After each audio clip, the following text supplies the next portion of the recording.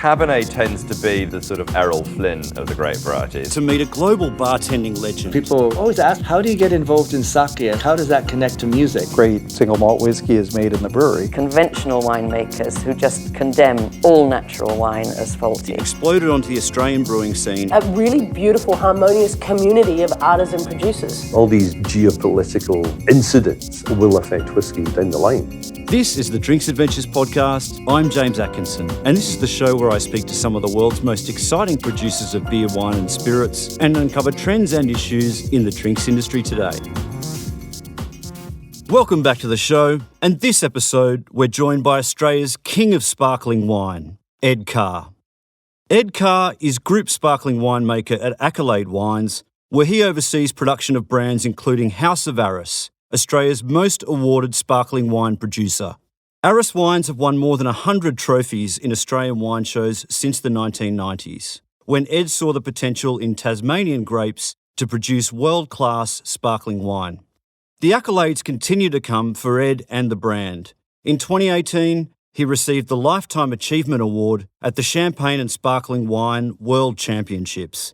In doing so, he became the only non-champagne winemaker to win this award. Ed has some fascinating insights to share about his own career over the last 4 decades, but he also has a unique perspective on the Australian wine industry's drive towards more elegant, colder climate wine styles. And you'll hear from Ed, Australia's king of sparkling wine, in just a moment. Now, I'm no brewer or distiller, but I have a fair few friends in the industry who are, and I know where they go to source the ingredients they need to make the wonderful beers and spirits that we all enjoy drinking. I'm talking, of course, about Bintani. With experts in all categories on the team, Bintani understands how brewing and distilling ingredients work together like no other supplier. Bintani handpicks the best. Well, Ed Carr, thanks so much for joining me on the Drinks Adventures podcast. It was a pleasure. Now, like many of the best winemakers and brewers, you have a background in microbiology, but you started out in the dairy industry, I understand. Now, how did you make your entry into wine? That was a very quick foray into the dairy industry. The first professional sort of job straight out of university. So it was a little dull, didn't see much opportunity, but relatively close to where I lived in Adelaide, there was a microbiologist chemist position offered at a winery down there, which was then called Seaview, with a very heavy influence in sparkling wine. So as a microbiologist, they had some issues with secondary fermentation, and they assumed that straight out of university I could just walk in and sort of fix these things. So I was given that job of trying to get secondary fermentation happening, which we did after a while, and then I just got more involved in the sparkling wine sector progressively. Like, this was from 78 onwards. Right. And by 86, I was fully into sparkling wine by that point. And when you talk about Seaview being quite a significant premium sparkling brand, what did those wines look like stylistically at the time? They were making big steps. Seaview at that point was an $8 to $10 bottle of wine, very large volumes, and it was all traditional method. So we worked on changing the varietal mix, which had been noble varieties like Colombard and Cruchon and Muscadelles, and a bit of Grenache and a bit of Shiraz, and tried to work more Pinot Noir and Chardonnay into it, particularly Pinot Noir as that became more available. And then the Seaview premium range came out, which was pushing more and more into cooler climates. So it was a very strong premium-led brand at that point. But it was pretty early days for cool climate wine regions in Australia, wasn't it? Oh, extremely early days for cool climate wine regions. I mean, with Seaview, we were thinking Pathway was, pretty cool, which it was. I mean, this was 20 years ago, so, everything was harvested 3 weeks later than what it is now. But, yeah, it wasn't really pushing the boundaries of cool climate fruit. It was just, people were looking at the Yarra Valley and Tumbarumba and early pioneers in Tasmania. You could see the rise of Shandon. Warren Randall had done some exceptional work with the Seppelt brand. Andrew Peary in Tasmania, the early Jantz wines, they were quite inspirational, really. We were a little bit behind in terms of that sort of fruit sourcing, and that's where I saw, the ultimate challenge and reward should be. Had sparkling made in the traditional method been a thing in Australia for very long at that stage? Smaller volumes were made that way. I don't think it was very big. Transfer method was huge. I mean, your major brands were Seppelt and Great Western. Transfer method is bottle fermentation as per traditional method, but the wine doesn't spend its whole life in the single bottle. Transfer method is exactly what it says. It's fermented in one bottle. The total wine is moved to a pressure tank, clarified, additions made, and then it's filled under pressure into a new bottle. It's a bit of German technology that's been around a long time. It's very flexible. It was very cost effective. It's actually a very good method. You get all the advantages of traditional method bottle fermentation, and you get some of the economics of a lot of automated bottle handling. Traditional methods sort of started to fire up again to me with some of the smaller brands, but particularly Seppelt. And in Tasmania it was pretty strong. You saw Jantz coming in with the Roederer connections early on. And then Chandon came on board. I'm not sure if I mentioned that, but Chandon were one of the big leaders in high volume traditional method, and they still are, which can become very efficient in itself.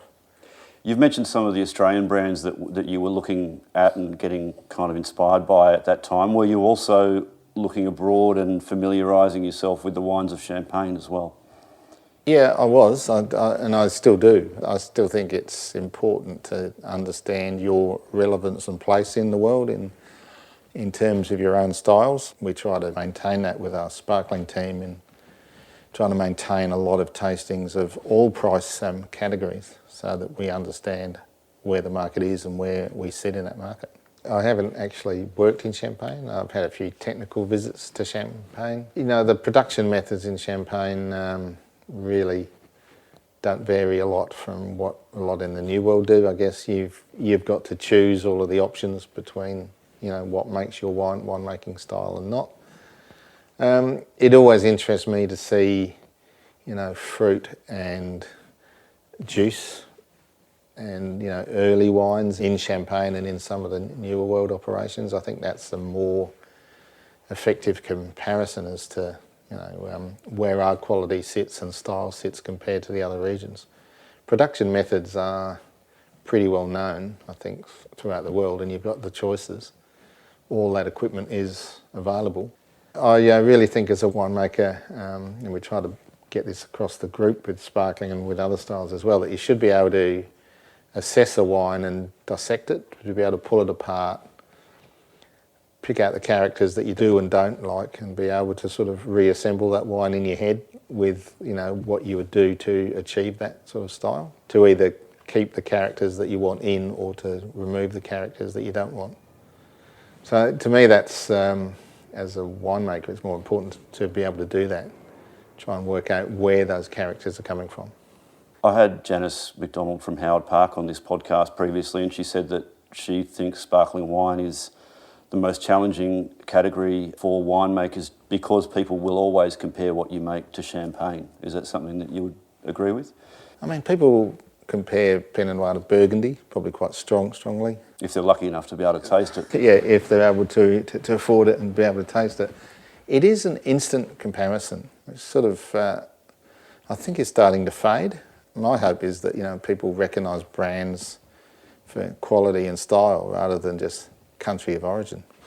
There's some very good new producers coming, you know, onto the scene within Australia, out of the US and now the UK market. Some of the English sparkling wines are starting to get very strong. So yeah, I don't see it as a versus. I think it's a comparison, and it's up to the consumer to choose which style that they like. They can all be very good wines, but they're all very different. I think if you compare an English sparkling wine to a Champagne to a Tasmanian brand, there are fundamental differences in those wines based on the climate and the soils, and then you overlay the winemaking on top of it, the choice of house style. All very good, but all very different. At what sort of price point does traditional method start to kick in, and then how are the more commercial wines made? Yeah, there's no absolute price point for each method, I guess. You're looking at the cumulative effect of grape cost and production method and ultimately the sales price point.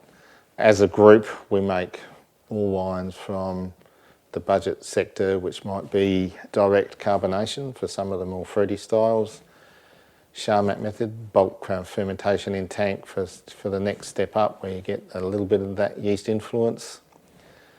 A very large volume of our wine is made by transfer methods, so you've got bottle fermentation transfer, which would be Grant Burge and the Yarraburn brand. And the traditional method wines, there's also a level of Arras wine that's a transfer method wine. And then you step up to traditional method, which will be the Crozer range and also the Arras premium range. Crozer is a traditional method wine based on the Adelaide Hills. That'll start to cut in the high 20s. So it's that sort of price point, but it's not only the production cost, it's the fruit cost and the maturation costs that ultimately drive the price point. You need to have fruit at the right quality level to make it worth your while using the traditional method.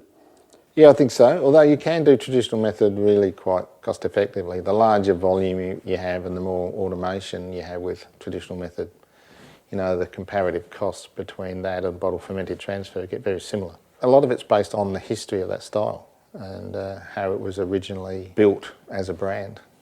Now you, as I understand it, sourced grapes from Tassie for the first time in 95? 95, yeah. What did the wine industry look like in Tasmania at that stage? Very much still in its infancy. My first trip to Tasmania was in '88, and the records would show there was only like 46 hectares of producing vines. There's no around the 3,000 hectare mark.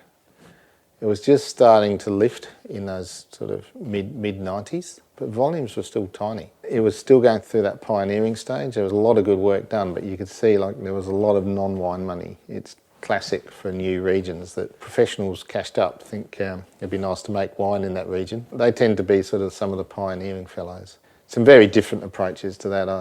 In those early days, Andrew Perry still is very much a technocrat on the viticultural and the winemaking side. He brought science into it rather than a lifestyle choice. Steve Lubiana, moved out of the Riverland and took a giant leap of faith in cold climate and is, after some initial very hard times, has produced a great company and some lovely wines and lifestyle. So people approached it very differently. It's just been an evolution, but it's been really quite fast. The amount of planting has really escalated, particularly in the last 10 years. When was it that you realised the potential for Tasmanian fruit in sparkling wine? In the early to mid-90s, you started to see some competitor wines on the market just starting to look very fine and elegant, but complex and had great potential. So we'd had a lot of opportunity to test out many other cold climate regions, either by higher altitude regions or higher latitude regions heading further south. And when we initially had the Arras concept, we didn't have an Arras name, we had the Arras concept in '95. Our first blends were Tasmanian Yarra Valley. Part of that was due to the fact we couldn't find enough fruit to drive the sort of styles in '95 from Tasmania, but we weren't entirely convinced that Tasmania was the place to be. We felt that there'd be opportunities from other cold climate regions to do blending, cross-regional blending. From '98 onwards, we'd noticed that there was enough sub-regional differences within Tasmania, from the Tamar to Pipers River to the East Coast to the Coal River to the Derwent. They were all different in terms of soil and altitude and latitude and humidities and everything that drives those different styles, and felt that there would be enough diversity within Tasmania itself to be able to achieve the blending regime that we wanted to. So in '95 our initial approach was, let's see what fruit we can buy on the open market, and we were fortunate enough to buy some very high quality fruit. And it's just evolved from there. We suddenly became very aware that all of these sub-regions had positive characters and we wouldn't need to be blending outside of Tasmania to achieve what we wanted to do. So we've promoted that concept from now. We still don't make single region, single vineyard wines. Our approach is very much tailored to certain sub-regions for certain styles, but we still have a great opportunity for blending between those sub-regions. So the last 25 years has really been sort of building vineyards in the regions that we favour for now what is the Arras brand in total, which is like six or seven different labels. We initially went in there with the idea of one label and one product, but we then saw the diversity of being able to make like a vintage blend, a non-vintage blend, a Blanc de Blanc, a Rosé, a museum release. And so the whole brand has expanded from that point. I guess what surprised us all, and that's been a progressive thing, is the longevity of these wines. With these wines with time on lees are immensely slowly evolving, and they have great complexity of character that builds up over time. But they keep this brightness and vibrancy that I think if you look at the best sparkling wines around the globe, they have those things. They have complexity and richness, but they're still very vibrant, refreshing wines. And so our first release of the Arras label was after 4 years on lees, and we thought 4 years is a very long time, guys. Now we're releasing like our late disgorge vintage at 14 years on lees. You know, we've set up a range of wines based on minimum release ages of 4, 7, 8, 9, 10 years on lees, and they're just improving. We have to release them at some point. So we think those standards for our maturation policy is one of the keys to the brand of Arras. If there's a couple of things that really drive it, it's Tasmanian fruit. And I think what makes the brand unique as part of our winemaking policy is these long maturation times. It's been challenging driving a brand forward with that sort of business model that's based on holding wine back in a very commercially driven company that would probably be putting more pressure on to be releasing wine rather than holding it back. Yeah, I guess it has. There's been immense support for the brand with the company through lots of stages. One of the biggest hurdles was to be able to get the wines to a price point where you could support that investment. That meant that you had to break out of the traditional glass ceiling sort of price points of what was seen for Australian sparkling. And what would that have been in the 90s, late 90s? That $30 to $35 range, it probably hasn't changed a lot since. You had to be able to take wines up to retails of $70, $80, $100 to be able to support the investment in that wine.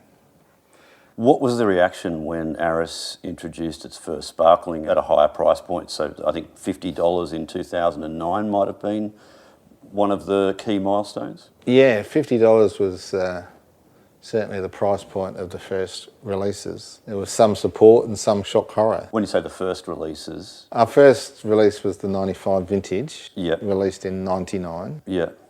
And we only had the one label, and that did sort of sit. It was initially released at $50. It sort of moved a little bit around that price point over time. You got such a mixed view on it. You know, some people thought, this is crazy, we can never sell an Australian sparkling wine for that price. Others were much more supportive. It's been a long road in that sense of convincing. We've had a multifaceted approach, I guess, of being able to speak to the trade, to do a lot of tastings, to be able to put the wine to consumers. As the volumes got bigger, the market's more aware of it because there's physical presence of the wine. It's hard to really say one particular thing. We've had a lot of success in the media and wine shows, and I think that's very positive. But that tends to go to the same group of the public all the time. So I think our approach to work with sommeliers, to work with buyers from the trade and whatever, to taste the wines and present them to people and let them make up their own opinions has been a key part of it as well. This episode of Drinks Adventures is supported by Fever Tree Premium Mixers, the mixer of choice in the world's best bars and restaurants. Right now, I'm enjoying Fever Tree's Mediterranean tonic for a more delicate touch on some of the fine Australian gins you've heard discussed on the show. How would you describe the Arras House style, and how has that changed? You must have been pretty limited at the start with what sort of fruit you could access. We were very limited. Basically, we were buying what was available on the open market in 95, just a spot buy. Have you got any surplus grapes? We'd like to buy them. Since then, we've really focused in on different vineyard sites. So we're really focused on the east coast and the south of Tasmania for the traditional method wines, and a certain amount in Pipers River as well. So we've been evolving those sites to suit our styles. We really like the Chardonnay styles from the East Coast, and the more Pinot Noir might be coming from the inland, so we've developed sites to support that sort of approach. Our winemaking hasn't changed a lot. We introduced more oak fermentation for the base wines in 2006 onwards, which I think was a real milestone for the brand. But it's always been based on Tasmanian fruit, hand-picked, traditional method, 100% malolactic fermentation, oak becoming a significant part of it in 2006. And from probably 2012 onwards, the maturation policies became set. We start with a non-vintage Brut Elite at 4 years on lees. Our vintage wine and both Brut and Rosé are 7 years. The Blanc de Blanc is 8 years, and the late disgorged is 10 years minimum. And to me, that was one of the really significant milestones. That Australian sparkling had often been very strong, but when you looked at it in a global sense, it was often very young. You know, the wines were released after 3 to 4 years, whereas to me, if you looked at the better wines from around the globe, they're not released at 3 and 4 years on lees. You look at current releases now, they range from 08s, 09s through to 13s probably. And that's where I think that's made the Arras brand relatively unique within Australian sparkling, is that we really had to move our maturation times much higher if we wanted to be in that band of quality. What about the varietal makeup of the wines? How has that evolved over time, and how important are both Chardonnay and Pinot Noir in that varietal makeup? Initially with the one wine concept, which we started, it was always going to be a Chardonnay Pinot Noir. So Chardonnay was always going to be predominant. And that's ultimately become the grand vintage wine, released after 7 years on lees. We wanted to have a multi-vintage blend of a larger volume, released at a younger age, so 4 years on lees, which became the Brut Elite label. And that we feel needed to be red fruit driven. At a younger time, you know, you want that plushness and overt characters, I guess, of the red fruit. So that's always been red fruit predominant, and we were always strong believers that Pinot Meunier had a big part to play in that wine. So Pinot Meunier has never been favourite of Australian sparkling wine making. There's not much of it around, is there? No, it's very little. It doesn't really appear on any, stats. It all's listed under Pinot Noir. But we think it's got a very strong part to play in those younger styles. So we've been planting Pinot Meunier. It really likes a very cold site, so we've been planting it on our own vineyard at Bay of Fires in the Pipers River region. And that's becoming a bigger part of the Brut Elite style as we move forward with that. It's currently just short on 10%. We don't know whether it's going to stop. We'll keep having more Meunier come into the mix. I don't think it'll be like that classic non-vintage champagne of 30-30-30. I think we'll cut out Meunier sub 20, but that's just a feeling at the moment because we don't have the Meunier to do it. But that's part of the evolution for that Brut Elite label as well. So red fruit drive on the Brut Elites, Pinot Noir, Chardonnay and Pinot Meunier. The Rosé, the vintage Rosé is 70% Pinot Noir, balanced Chardonnay. Obviously driving that red fruited style. Said the grand vintage is always Chardonnay driven. The Blanc de Blanc is an interesting one. We've had great success with that. We feel Chardonnay takes longer to get to the point where we really like it, so that's a minimum 8 years on lees. And the late disgorged vintage, which is a re-release of the grand vintage wine, but just held longer on lees, is a minimum 10 years on lees. So we've tailored the varieties to suit the style, which is part of that release program for age. And what's important about that variety for your non-vintage wines? To me, it did classically what everybody tells you Pinot Meunier does. It's a more open, juicier, softer wine that, in a young release blend, adds that level of approachability at a younger age. I mean, we're still talking a 4-year-old wine with Brut Elite, but the Meunier's given it a more open palate, and say that approachability, I guess, is really what we see as part of that style. It's the middle palate that it gives it.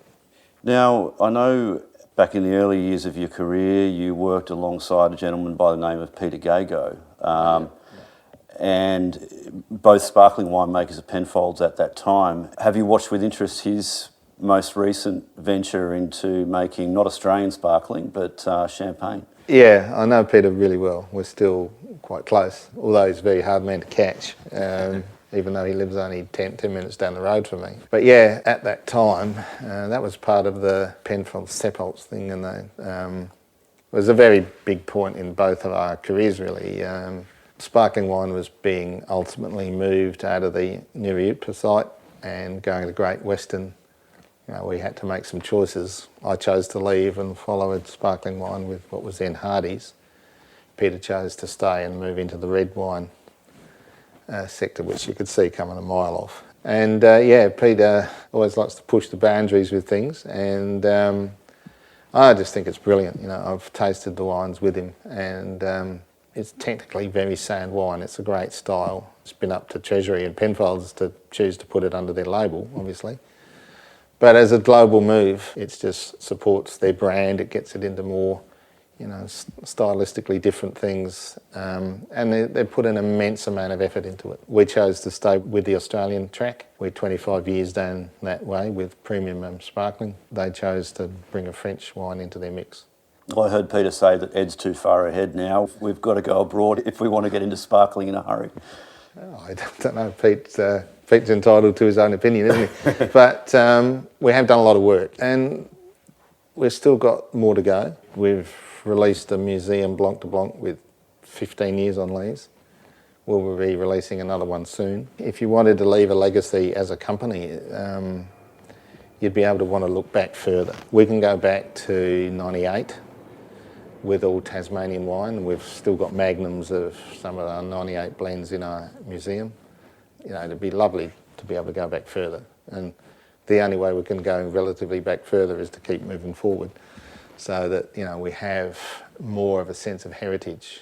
And they're just, you know, lovely wines to look at as part of a brand evolution, to be able to go back in time rather than talk about what you're going to do, talk about what you have done.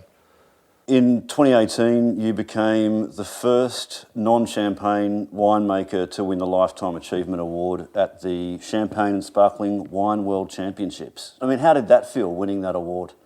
That has been one of the great highlights, I think. We'd been entering that wine competition for quite a few years. We'd done really well with medals and the occasional trophies, but you know, to me, that was a real milestone to have that judging panel of, you know, Stevenson, Avalon and Jordan to assess our wines, and thought we were really up there. It was great personally. I mean, that's lovely to get that recognition. It's great for Australian sparkling, and it was particularly great for the brand. Arras brand has done a lot over the years, and it's great to get the recognition for the brand, but it's a lovely, warm, fuzzy feeling to, you know, to be up there to collect that award. But on behalf of a lot of other people as well, this hasn't always been a one-man band, and it's becoming a bigger band as we move forward, as the volumes get bigger and the whole thing becomes more complex. What's coming up for Arras? Any new products or special vintage releases that we can expect in the pipeline?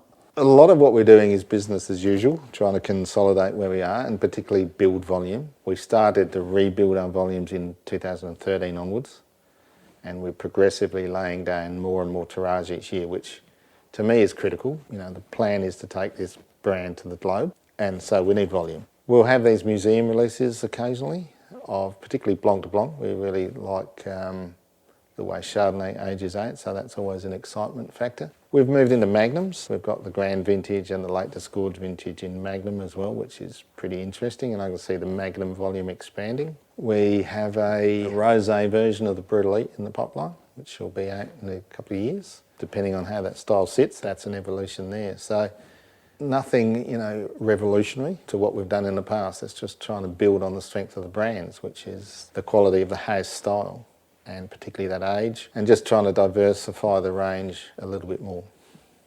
Fantastic. Well, thanks very much for joining me on the show, and best of luck for the future. Thank you, James. It's been brilliant. Thanks. The Drinks Adventures podcast is produced by me, James Atkinson, with additional production and mixing by Dave Robertson. You can find complete transcripts, links and other information on the show at drinksadventures.com.au. You can follow me on all social media platforms at @ByJamesAtkinson, like my Facebook page, James Atkinson Drinks Adventures, to be kept informed of podcast giveaways and other news about the show. The Drinks Adventures podcast needs your support as listeners. Please do us a favour and leave an honest review and rating for the podcast on iTunes or Stitcher. We love hearing your feedback and it helps inform other people this is a show worth listening to.